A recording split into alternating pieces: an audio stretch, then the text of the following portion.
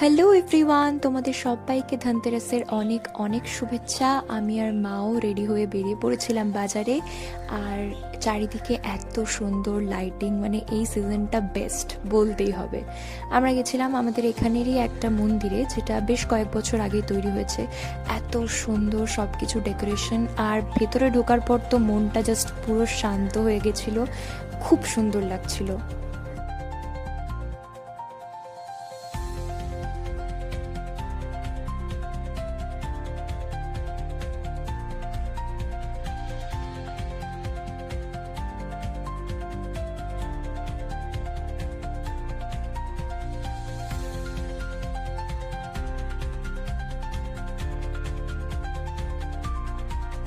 কালী পুজো হোক বা দিওয়ালি, যে যেটাই বলুক না কেন, বাজি কেনা কিন্তু মাস্ট, সববারই কিনতে হবে।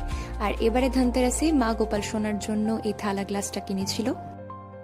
আর একদম শেষে আমি তোমাদের গোপাল সোনার সঙ্গে দেখা করিয়ে দিলাম। গোপাল সোনা তোমাদের সবাইকে খুব ভালো রাখুক।